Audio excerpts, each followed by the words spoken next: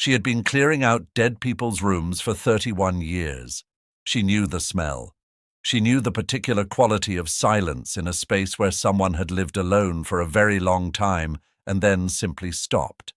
She knew how to move through it efficiently, without sentiment, filling boxes and bags with the accumulated weight of a stranger's life. She was not prepared for what was under the bed, not the floorboard itself. She found that by accident, the heel of her boot catching the edge of a board that gave slightly differently than the others, a hollow sound where there should have been solid. She almost kept moving, almost marked it down as a structural issue to call the handyman about. But she knelt down, pulled up the board, and what she found underneath had been waiting there for 41 years. Before nightfall, she would be sitting across from a detective who had given up on this case 2 decades ago. And the man she had known only as a quiet, unremarkable tenant who paid his rent on time and never caused trouble would turn out to be someone else entirely. Someone who had disappeared from a different city in a different life before she ever met him. What was under that floorboard? And why had he left a note saying the person who found it had to earn it? Drop your city in the comments right now. And if you believe that some people carry secrets their entire lives for a reason, subscribe, because this story is one of those. The house on Calloway Street had been in Margaret Oughton's family since 1971. Her mother had bought it the year Margaret was born, a 2-story wooden frame house with a covered porch and a backyard that got good light in the afternoons. Her mother had rented out the upstairs rooms to supplement income when Margaret's father left. Margaret had continued the practice after her mother died. It was simply what the house did. It generated income, and it housed people, and it outlasted all of them. Margaret was 52 years old. She had the particular build of someone who had worked physically her entire adult life. Not athletic exactly, but durable. Strong hands, straight posture. The kind of person who carried furniture without asking for help and fixed minor plumbing problems herself before calling anyone. She had grown up in this house. She had raised her daughter in this house. Her daughter had left for college in Portland 8 years ago and called on Sundays and visited at Christmas and had a life that made Margaret quietly proud in the specific way of parents who recognize their children have become people they genuinely like. Margaret managed the property herself. She had done so for 31 years, since she was 21, and her mother had handed her the rent book and said the rest is yours now, and died 3 weeks later from the cancer she had not mentioned until it was almost finished with her. There had been other properties briefly, a small duplex she had bought in her 30s and sold when the market was right, a commercial space she had rented for 4 years before the neighborhood changed. But the house on Calloway Street was the constant, the fixed point around which everything else organized itself. She had a system, tenant screening done carefully, references checked, employment verified, the particular instinct developed over 3 decades of reading people across a kitchen table. She did her own repairs when she could. She maintained the common spaces. She kept records in a ledger that she had been adding to since 1993, every tenant listed, every payment noted, every maintenance issue logged with date and resolution. She was not sentimental about the work. People came, people left, people died sometimes. That was the nature of long-term rental management, the actuarial reality of tenants who aged in place and eventually stopped. She had cleared out 4 dead tenants' rooms in 31 years. She knew the procedure. She had a system for that too. The tenant in the upstairs back room had been named, as far as Margaret knew, as far as any record she held showed, Edwin Marsh. He had rented the room for 19 years. He had arrived on a Tuesday in October with 2 suitcases and a cardboard box and a cashier's check for the first and last month's rent. He had been 62 at the time of his arrival, which made him 73 now. Would have made him 73 if he had not died on a Wednesday morning in early November, with no family to call and no emergency contact on file beyond a solicitor's office in the next county, whose number had been disconnected for 6 years when Margaret tried it. Edwin Marsh, had been, in Margaret's experience of him, unremarkable in the specific way of people who have decided to be unremarkable. He paid his rent on the first of every month without exception. He kept his room clean. He did not entertain visitors. He cooked simple meals, and the smells that came from his room were the smells of ordinary food: soup, toast, the occasional fish on Fridays. He was polite in passing, not warm. He remembered Margaret's birthday each year with a card slid under her door, always a simple card, always signed only Edwin, never anything more personal than that. He had lived in the upstairs back room for 19 years, and Margaret had known him less well at the end than she had at the beginning, which was a strange thing to realize about someone whose death had left her standing in a doorway at 7:30 in the morning, wondering what to do. The county had dealt with the official parts: a social worker, a brief investigation into whether he had family, there was none, or none who came forward. The solicitor's office that no longer existed had apparently been the end of whatever formal arrangements Edwin Marsh had made for his affairs. The room and its contents, under the terms of his rental agreement and the county's determination, became Margaret's responsibility to manage. She started on a Thursday, 9 days after they had taken him. The room was not large, 12 by 14 feet, roughly, with a single window facing the backyard and the afternoon light. Edwin had kept it in a specific way, not sparse exactly, but curated. Everything present had a reason to be present, nothing accumulated beyond its purpose. The bed was a single iron frame, made up with the precision of someone who had made beds the same way for decades. Hospital corners, pillow-centered. The bedspread was dark blue wool, worn thin at the center but intact at the edges. Margaret stripped it first, folded it for donation. The dresser held 4 drawers of clothing, each drawer organized by category: shirts folded flat, trousers rolled, socks paired and stacked. The clothing was old but maintained, washed, mended where needed, buttons replaced on at least 2 shirts with thread that matched closely, but not perfectly. The wardrobe of someone who had not bought new clothes in some years but had taken care of what they had. She worked methodically. Box for donation, bag for disposal, anything with potential value set aside for assessment. This was the system. This was how you moved through a dead stranger's room without it becoming something other than a task. The bookshelf held 23 volumes. She counted them because she was making a list. Mostly history. European, mostly 20th century, the wars, the political movements between the wars. 2 books on cartography, one on the history of identity documents in the modern era, which she noted as slightly unusual but did not linger over. 1 novel, a paperback thriller so old the spine had separated from the cover, a bookmark still in it at page 211, where Edwin Marsh had stopped reading and would not resume. On the small desk by the window, a lamp, a cup holding 3 pencils and 1 pen, a blotter, a glass paperweight containing a dried flower, a rose, once red, now brown. Nothing in the desk drawers except a box of plain envelopes, a book of stamps, and a small notebook whose pages were blank except for the first one, which held 2 columns of numbers that Margaret could not identify as any accounting she recognized. She photographed everything before moving it. She had learned this over the years. The documentation protected her from disputes that occasionally arose from unexpected directions when tenants died.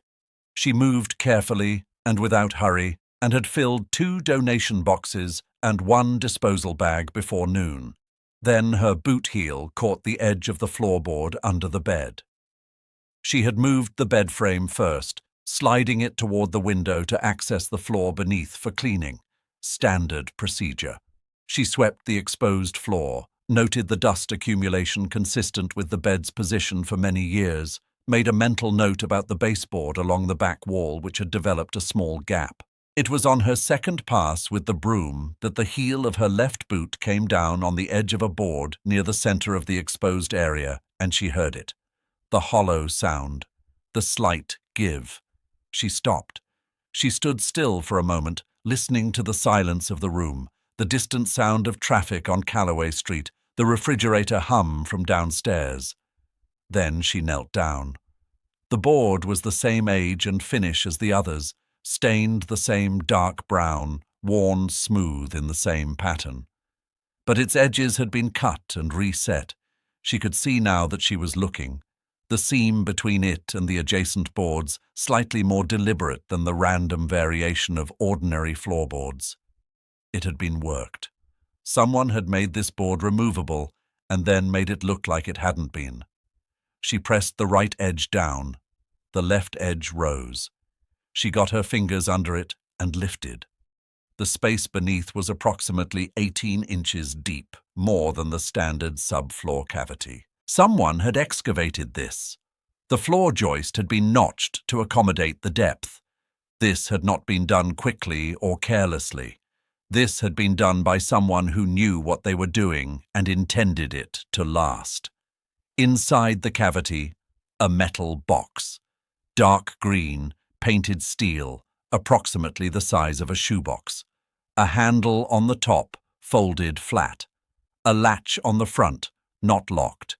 And resting on top of the metal box, held in place by the fit of the cavity, a sealed envelope. On the envelope, written in a hand she recognized from 19 years of birthday cards.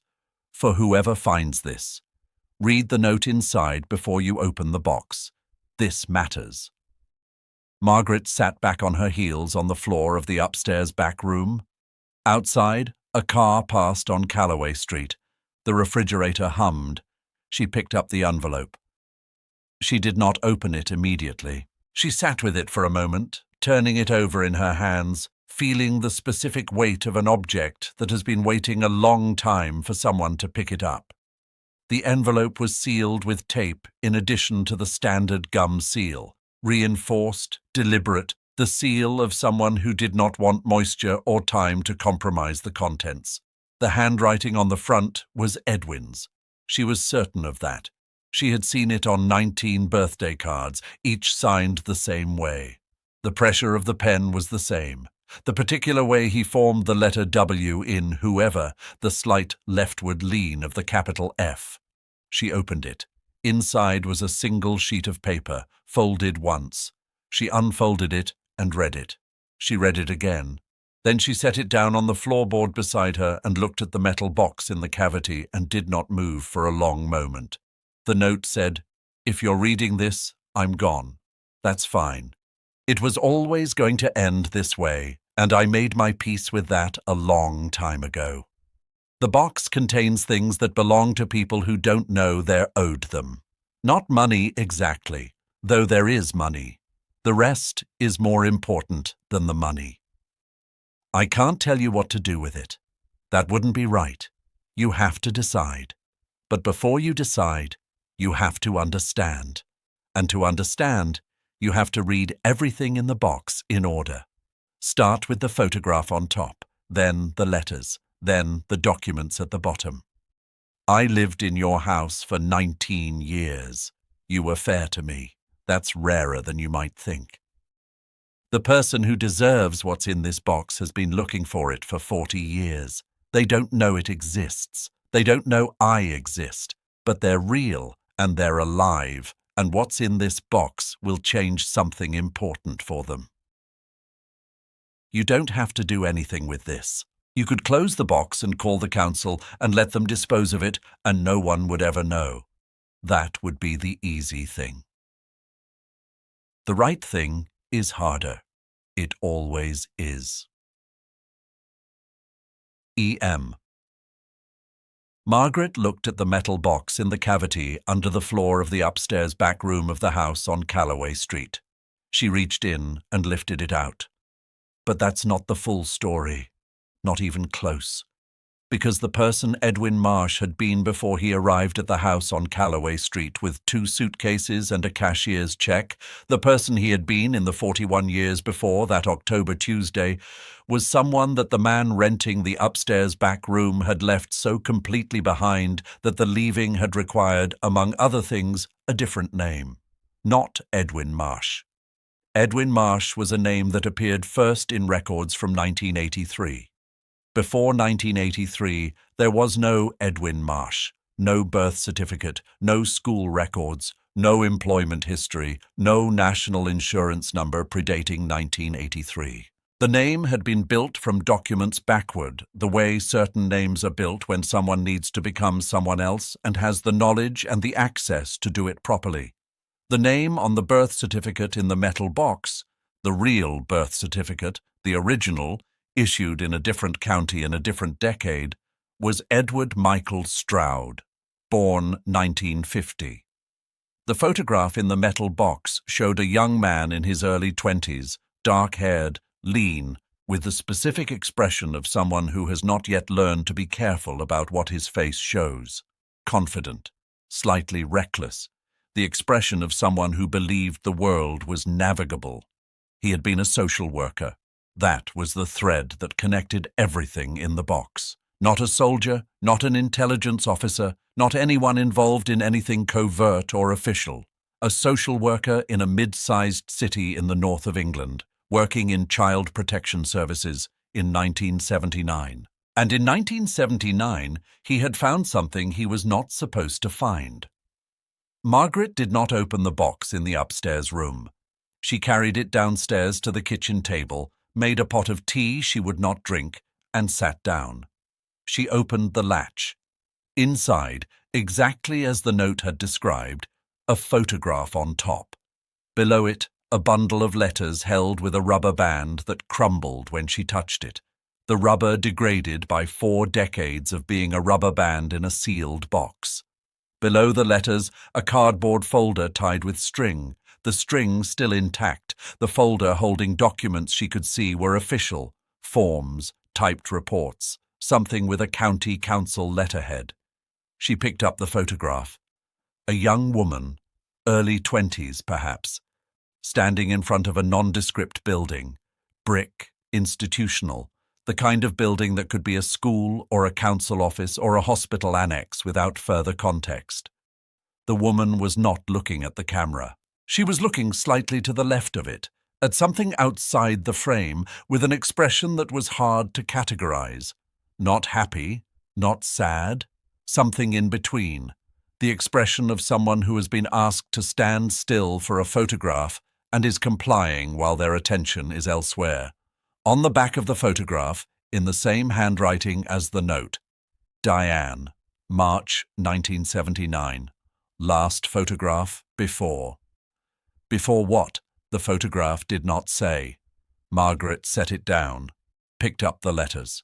There were 11 of them, each one in a separate envelope, the envelopes numbered in pencil on the back, 1 through 11, in a different hand than Edwin's. A rounder, more open hand. A younger hand, Margaret thought. She opened envelope 1. The letters were from a woman named Diane Alcott. The first letter was dated April 1979. It was addressed to Edward Stroud at a street address Margaret did not recognize. His address then, presumably, before the name changed. The letter was 3 pages, handwritten, the penmanship deteriorating as it progressed, as if the writer had become less controlled the further in she went. It described a child, a little girl, 18 months old, Diane's daughter. The letter described the circumstances under which the daughter had been placed in foster care, an emergency placement, a crisis Margaret could read around the edges of without the letter stating it directly. Diane wrote about visiting the foster family, about the girl being well, about Diane's own situation, which was not well, which was the reason for the placement, which she was working to change. The letter ended with a request. She had been told that Edward Stroud had been assigned as the caseworker. She was asking him, formally, carefully, with the particular politeness of someone who knows they are in a position of no power and is trying to be taken seriously anyway, to ensure that the placement remained temporary, that the goal was reunification, that she was working toward it. Margaret set the letter down, picked up envelope 2. The second letter was dated 6 weeks later. The tone had changed, still formal, but underneath the formality, something had sharpened.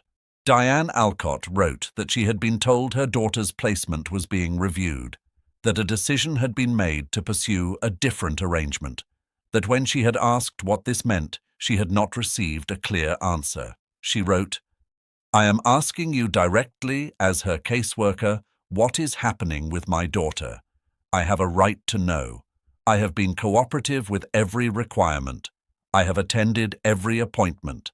I have done everything that was asked of me. Please tell me what is happening." Margaret sat at the kitchen table with the letter in her hands. The tea beside her had gone cold. Through the kitchen window, the backyard was visible in the afternoon light, the garden she maintained, the apple tree her mother had planted in 1974. She picked up envelope 3. The letters moved forward through 1979 and into 1980, each one a step in a sequence that Margaret could see the shape of before she reached the end. Diane Alcott trying to navigate a system that was not responding to her navigation. Appointments cancelled, forms misfiled, explanations that didn't explain, a review that concluded before she was told it had begun, a decision communicated by letter rather than in person. The 7th letter was dated February 1980. It was shorter than the others. The careful politeness was gone. They told me today that my daughter has been adopted, permanently placed, that the process was completed in January, that the family has requested no contact, that this is now a closed adoption, and I will receive no further information. I did not consent to this. I was never asked to consent to this. I was never told this was being considered. I don't know what to do. I don't know who to tell. I have been to 3 different offices, and each one has told me to speak to a different person. And when I speak to that person, they tell me the decision has been made and cannot be reviewed. If you receive this letter, please, I am asking you. You were my daughter's caseworker. You know what happened. Please tell me what I can do. Margaret set the letter down. She picked up the cardboard folder. The documents inside were official: county council forms, case notes, a series of typed reports with dates running from December 1978 through January 1980, and at the bottom of the folder, something that was not a form, a handwritten memo, 2 pages, unsigned, on plain paper. The memo was in Edwin's handwriting, Edward Stroud's handwriting, written based on the context of what surrounded it sometime in early 1980. It described what he had found, what he had discovered when he began to look after the 7th letter from Diane Alcott, after something in the sequence of events had made him stop and go back to the original case file and read it again more carefully. The adoption had not been routine. The process had been accelerated beyond standard procedure. Several required steps had been omitted or documented as completed when they had not been. A signature on a consent form, a signature that appeared to be Diane Alcott's, had been added to the file at a date that did not correspond to any appointment in the contact log. The adopting family had a name in the memo. Margaret read it, then read it again. It was a name she recognized, not personally, not from her own life, but from the town, from the civic landscape of the place she had lived her entire life. A name on a building, a name in the local newspaper's archive of good works and charitable donations, and prominent attendance at prominent events. A family that had wanted a child and had the connections to arrange for one when the ordinary process moved too slowly. Edward Stroud had written the memo, and then he had understood what writing it meant. He had understood what he had found and what finding it would cost him, and he had made a decision. He had taken the original documents, not copies, the originals, the file that proved the process had been corrupted, and he had disappeared. Margaret sat at the kitchen table for a long time after she finished reading. Outside, the afternoon had moved toward evening. The backyard light had changed, the apple tree casting a longer shadow across the garden. She had not eaten since morning. She had not noticed. She thought about Edwin Marsh, about the 19 years of birthday cards with their simple signatures, about the way he had lived, the folded clothes, the organized drawers, the book with the bookmark at page 211. The life of someone who had made himself as unremarkable as possible and maintained that unremarkability for nearly 4 decades because unremarkability was the thing keeping him alive, or at least free. She thought about Diane Alcott, about a young woman standing in front of a brick building in March 1979 looking at something outside the frame, about 11 letters, about a little girl who had been 18 months old in 1979 and would be, Margaret did the arithmetic, 46 years old now. She thought about the note. The person who deserves what's in this box has been looking for it for 40 years. They don't know it exists. Did Diane Alcott's daughter know she had been adopted?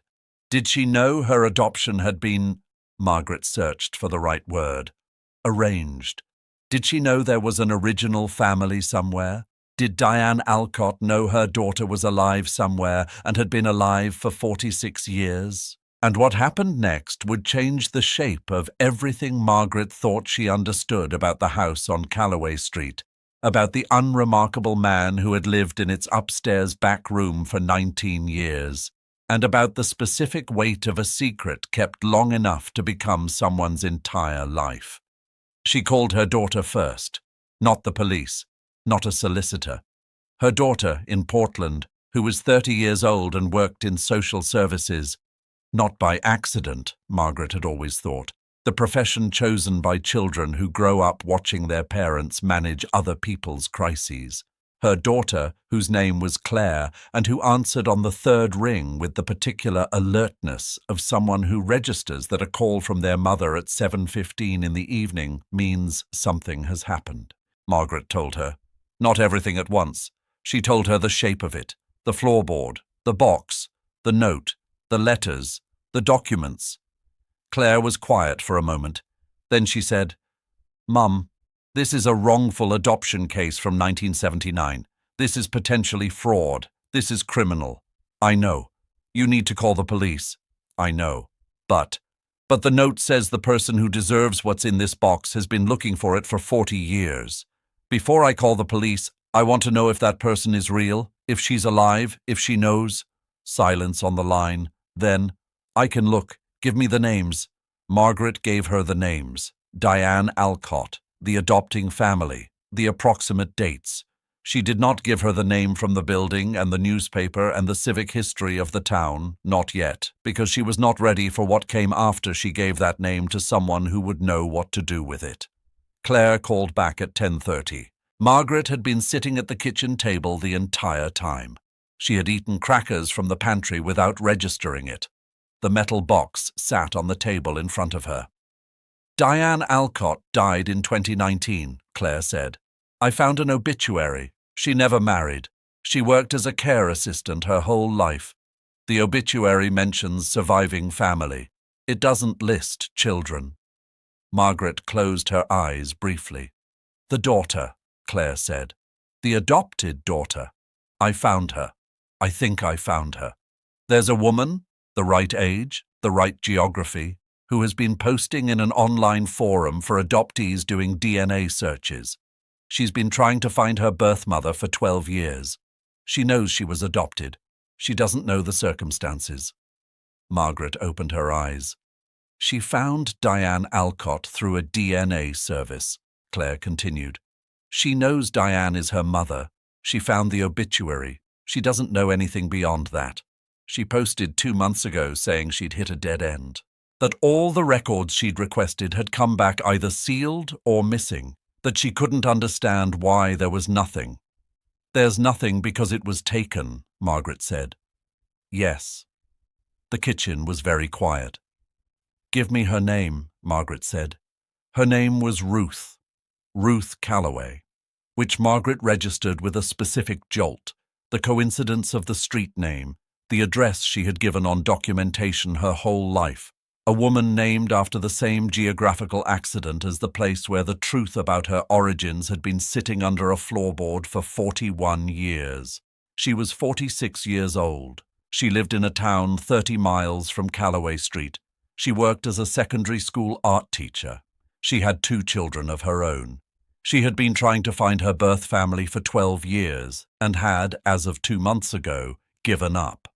Margaret did not contact her immediately. She did something first that she had not done in 31 years of property management and tenant relations. She called a solicitor, not the disconnected number from Edwin's file. Her own solicitor, a woman named Patricia Chen, who had handled Margaret's property transactions for a decade, and who listened to the summary of the situation with the particular focused silence of someone processing something that falls outside ordinary categories. "The documents in that box," Patricia said when Margaret had finished. "If they are what you're describing, original case files showing procedural fraud in an adoption proceeding, they are significant. They may be the only surviving evidence of what happened. The original files through official channels will have been archived, possibly destroyed, possibly altered.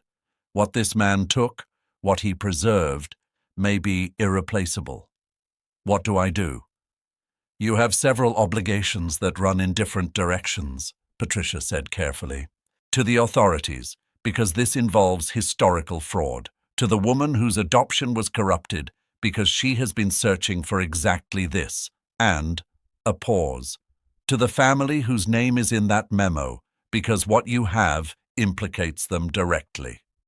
"The family whose name is on a building in this town," Margaret said. "Yes," Patricia said. "That family." She had said it out loud now. She could not unsay it. What happened next took 3 weeks. The police first, a detective named Gaines, 50-something, who had the expression of someone who had spent a career being shown things that shouldn't exist and had developed a specific professional patience about it. He came to the house on Calloway Street on a Tuesday morning, sat at the same kitchen table, and read the contents of the metal box in order, as Edwin's note had specified. When he finished reading the memo, he set it down and looked at Margaret for a long moment. "Do you know how long I've been in this job?" he said. "No." 28 years. He looked at the memo again. 22 years ago, I had a case. A woman, this would have been in the early 2000s, trying to trace an adoption from the late 1970s. Hit nothing but walls, every official channel empty. The case went nowhere. I filed it as unresolvable, and it's been in a drawer since then. He looked at the name in the memo. "This is why it went nowhere," he said. The family whose name was on a building in the town had, in the 2 decades since the detective's first encounter with the wall, continued to have a name on buildings, continued to attend prominent events, continued to exist in the civic landscape as a family of substance and standing.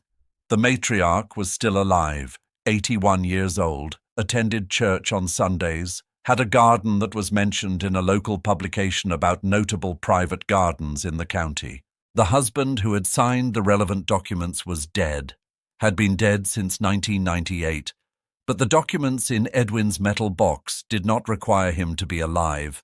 They required only to exist, which they did, in a metal box that had been under a floorboard in an upstairs back room for 41 years, preserved by the specific paranoid care of a man who had understood what he had and what it was worth and had kept it safe with his life in the most literal sense.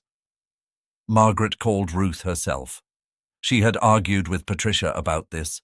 Patricia had said the contact should come through official channels, through the detective, through a family liaison officer, through the formal structures of a system being reactivated around a decades-old case. Margaret had said, "This woman has been looking for 12 years. She deserves to hear a human voice first." Patricia had said she understood but recommended Margaret be cautious about what she disclosed in an initial contact. Margaret had called Ruth. Ruth answered on the second ring. Margaret identified herself, her name, the street, the house. Said she had found something that belonged to Ruth's story. Said she knew it sounded strange and she was sorry to call from nowhere. Said she had read everything in a box that a dead man had kept under his floor for 41 years, and she believed Ruth was the person he had kept it for. The silence on the line was long. Then Ruth said, "How do you know about me?" "Your birth mother wrote letters," Margaret said. 11 of them. They've been in a box under a floorboard in my house for 41 years, and I found them 9 days ago. Another silence. Longer. "She's gone," Ruth said. "I found that out. I know she's gone." "I know," Margaret said. "I'm sorry." "But she wrote letters." "Yes, she wrote 11 letters. She wrote about you. She wrote about what she was trying to do. She wrote it all down." The sound Ruth made was not a word. It was the specific sound of someone for whom something that has been pressing for a very long time has just found a place to go. "Can I—" Ruth started, stopped, started again. "Can I come and read them?" She came on a Saturday. She drove herself. She arrived at 10 exactly, which Margaret registered as the punctuality of someone who had been waiting for this for a long time and was not going to be late for it. She was 46 years old, and she looked like the photograph of Diane Alcott in a general way. The jaw, the dark eyes, but more substantially herself than her mother's daughter. She shook Margaret's hand at the door with a firm grip. She was not crying. She had the expression of someone who had decided before arriving that she would hold it together and had committed to that decision entirely. Margaret made tea.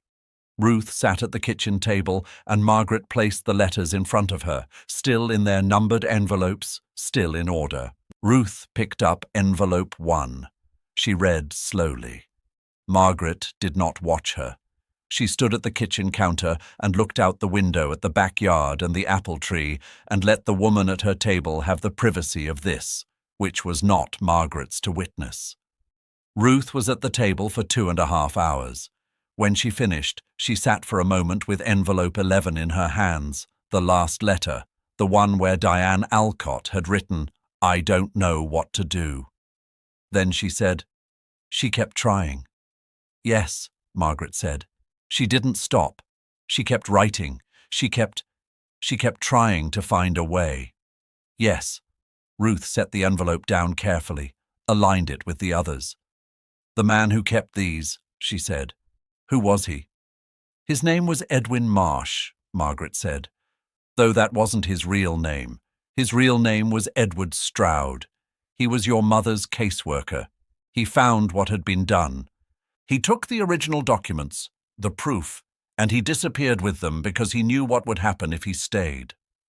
Ruth looked at the metal box, still on the table, at the cardboard folder beside it. "He kept them for 41 years, she said. "Yes." "He lived in your house for 19 years. "Yes." "And he never—" She stopped. "He never contacted anyone? He just kept them?" Margaret thought about 19 years of birthday cards with simple signatures, about the book with the bookmark at page 211, about the folded clothes and the organized drawers and the life constructed to take up as little space as possible. "I think," Margaret said carefully, "that he was waiting for the right moment. And I think he might have been afraid, not for himself exactly by the end, but of getting it wrong, of the documents not being believed, or being suppressed again, or reaching the wrong hands. He kept them safe. And then he left a note for whoever found them." Ruth looked at the envelope with the note, at the handwriting on the outside. "For whoever finds this, read the note inside before you open the box. This matters." "He didn't know it would be you," Ruth said.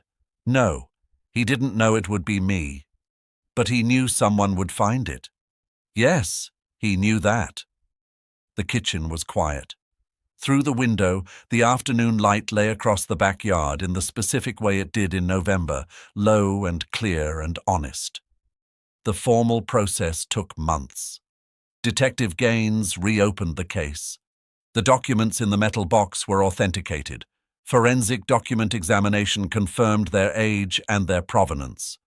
The case notes were matched against the County Council's official archive, and the discrepancies that Edward Stroud had identified in his 1980 memo were confirmed. Records that should have existed did not. Records that existed showed signs of alteration. The timeline of the adoption process, as documented officially, was inconsistent with the timeline evidenced in Diane Alcott's letters. The family, whose name was on a building in the town, retained solicitors within 48 hours of being informed that the case had been reopened. The matriarch, 81 years old, attended church on Sundays, was interviewed under caution. Her son, who had managed the family's affairs since his father's death in 1998, attended the interview with 3 legal representatives. Margaret was not involved in any of that. She had given her statement. She had handed over the box and its contents, documented and photographed, and she had returned to the house on Calloway Street and the work of managing a property and a life that had been proceeding without incident for 31 years, and had then, for a period of some months, proceeded with considerably more incident. She cleared out the rest of the upstairs back room. She repaired the floorboard, properly this time, the cavity filled and sealed, the board refitted flush with its neighbors. She painted the room. She listed it for rent. The first application that came in was from a young woman, 24, just starting a job at the hospital 2 streets over. She came to view the room on a Tuesday morning. She was quiet and straightforward and asked sensible questions about the heating and the parking and whether the backyard was accessible. Margaret showed her the room. The afternoon light came through the window the way it always had. The floorboards were smooth and unbroken and gave nothing away. Ruth came back once more, in the spring. Not for the case. By then, the legal process had its own momentum, its own timeline, its own architecture that no longer required Margaret's involvement. She came because she had something to tell Margaret, and she had decided that Margaret deserved to hear it in person rather than through a message or a phone call. She sat at the kitchen table again. The metal box was gone by then, in evidence storage, properly catalogued. The table was just a table again. She told Margaret that she had been in contact, through the formal channels the case had opened, with a cousin on her mother's side. A woman who had known Diane Alcott, who had photographs, real photographs, not one cold image outside a brick building, but real photographs. Diane Alcott at a seaside somewhere, laughing. Diane Alcott at a kitchen table that looked like this one. Diane Alcott holding a baby who was, given the date penciled on the back, 18 months old, looking at the camera with an expression that was not the expression of the March 1979 photograph. Looking at the camera with the specific full attention of someone who has something to look at. Ruth showed Margaret one of the photographs on her phone. Diane Alcott holding the baby, looking at the camera, the expression that was not the expression of the March 1979 photograph. Margaret looked at it for a long moment. "She knew you," Margaret said. "For 18 months, Ruth said. "I don't remember her, but she knew me." They sat with that for a moment. "The man upstairs," Ruth said. "Edward. I've been thinking about him, about what it cost him. He gave up his name, his life, everything he was before that memo. He spent 40 years being Edwin Marsh so that a box under a floorboard could stay a box under a floorboard until the right time." "Yes," Margaret said. "I want to do something for him. I don't know what. There's no grave. The county burial, I checked, it's unmarked. I want—" She stopped. "I want his real name somewhere. I want Edward Stroud to exist somewhere. On a record, in a document. Something that says he was real and he did something that mattered." Margaret thought about the ledger in the kitchen drawer. 31 years of tenants. Every name, every date, every rent payment and maintenance note. She stood up, opened the drawer, took out the ledger. She opened it to the page for the upstairs back room. Edwin Marsh. October 1st, tenant assumed occupancy. 19 years of entries. She picked up a pen. Next to the name Edwin Marsh in the margin, she wrote, Edward Michael Stroud, 1950-2023. He kept something safe. She showed it to Ruth. Ruth looked at it for a long moment. Thank you, she said. The young woman from the hospital moved into the upstairs back room in April. She was quiet and straightforward and kept the room clean. She paid on the first of every month without exception. She was not unremarkable in the way Edwin had been unremarkable. She was unremarkable in the ordinary way. She had a life that was proceeding, a job she was learning, friends she met on weekends, a family she called on Sundays. The upstairs back room held her things, and she held herself in the way of someone with nothing to hide and no reason to be careful. Margaret managed the property. She did the repairs. She kept the ledger. She wiped down the common spaces and checked the garden and maintained the house that her mother had bought in 1971 and that had housed people for more than 5 decades and had outlasted all of them. She walked past the upstairs back room every morning. She did not think about the floorboard, which was smooth and sealed and bore no trace of what it had held for 41 years. She thought about it sometimes. The specific weight of the metal box, the sound the board had made when her heel caught its edge, the particular quality of the sealed envelope in her hands before she opened it. She thought about a man who had given his life a different shape in order to preserve something that was not his and did not benefit him, and that he had carried for 4 decades because he had decided in 1980 in a county council office, reading a case file that should not have existed in the form it took, that some things were worth the cost of keeping. She thought about a woman who had written 11 letters and stopped, not because she gave up, because the system she was writing to had closed itself around her and offered no opening. She had written 11 letters, and she had not given up, and she had died in 2019 not knowing that someone had read them and kept them safe. She thought about a daughter who had been looking for 12 years and had, 2 months before the floorboard gave under a boot heel on a Thursday morning, written on a forum that she had hit a dead end. Some things travel a long time before they arrive. Some truths take 40 years to find the right floor, the right boot, the right moment. Margaret unlocked the front door at 8 How, the way she did every morning. The house on Callaway Street continued its existence. Roof over people, walls around them, the ordinary, extraordinary work of a place that keeps weather out and holds lives in. She put the kettle on. 3 months after Ruth's second visit, the local newspaper ran a story. Not front page, page 7, below the fold, the kind of placement given to stories that matter but don't have photographs of fires or elections. The headline was careful and accurate. It described the case in general terms. It named the family, because by then the case was a matter of public record. It described the documents that had been preserved and the circumstances of their preservation. It did not name Edward Stroud. Margaret had asked, through the detective, that his name not appear in the press coverage. Not yet. She was not sure why exactly. Something about the way he had lived, the chosen invisibility, the deliberate smallness, made it feel wrong to expose him to the same visibility he had spent 4 decades avoiding, even after his death, even when the reason for the avoidance was gone. The detective had understood. He had said, "Give it time." Ruth had said the same thing. Give it time. Let the legal process finish. Let the record settle.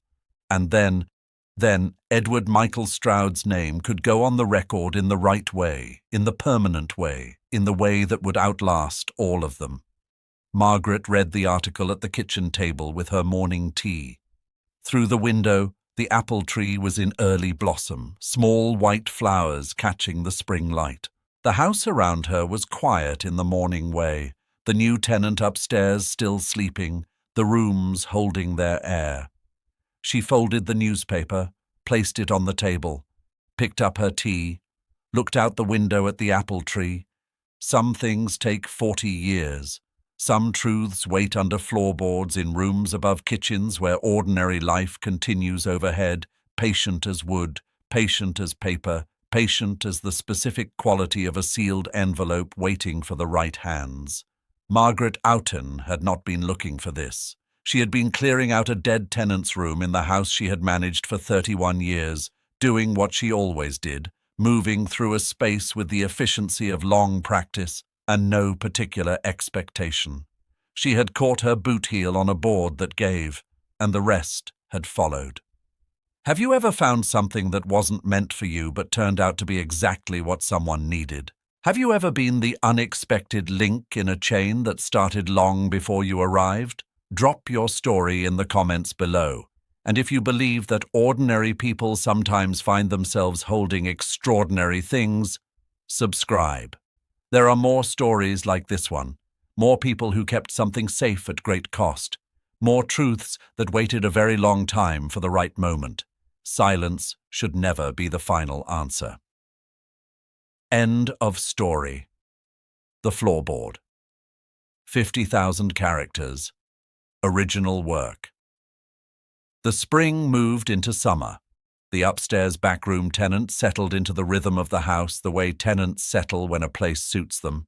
Her footsteps overhead becoming familiar, her schedule becoming part of the building's daily pattern, her presence unremarkable in the good way. Margaret continued her routine, morning tea, the ledger, the garden in the afternoons when the weather allowed, the maintenance calls and the quarterly inspections and the small, continuous work of keeping a building standing and functioning and livable. She heard from Ruth periodically, not about the case. The case had its own timeline now, its own progression through channels that moved at the pace of institutional processes and legal procedures.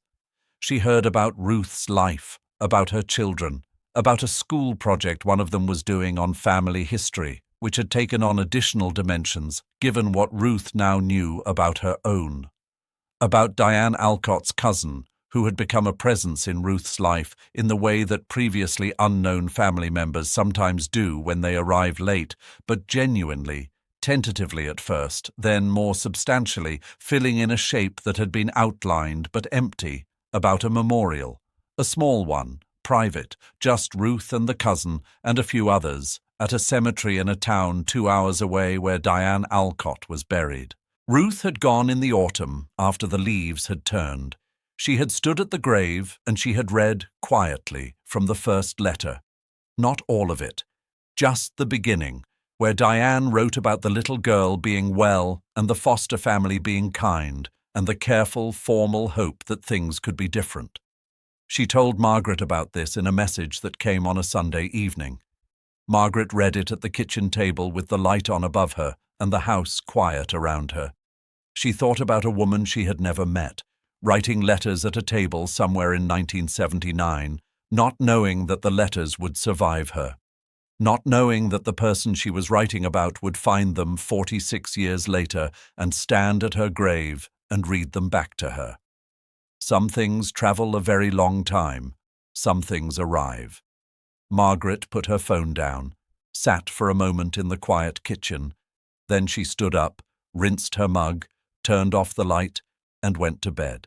The house on Calloway Street settled into the night around her, roof over everyone, walls around them, the ordinary, extraordinary work of a building that has been keeping weather out and holding lives in for more than 50 years and intends, all evidence suggests, to continue. The floorboard in the upstairs back room was smooth and sealed and gave nothing away. It had done its job. It was finished. And somewhere in the town, in a house 30 miles from Calloway Street, a woman named Ruth was asleep in a home that contained now a metal box, returned to her by the detective when the case process allowed it, emptied of the documents that had become evidence, cleaned and relocked and placed on a shelf where she could see it, and 11 letters in their numbered envelopes, and a photograph of a young woman standing in front of a brick building in March 1979, looking at something outside the frame. And on the back of that photograph, a name and a date, and the word before. Before, which had always implied an after. Before, which had assumed continuation, before, which had been written by someone who knew they were at the start of something and expected to see the end. She had not seen it, but the end had come anyway. Some things take the time they take. Some truths travel the distance they need to travel. Some stories end in the right place, even when they take 40 years to get there. The house on Calloway Street was quiet.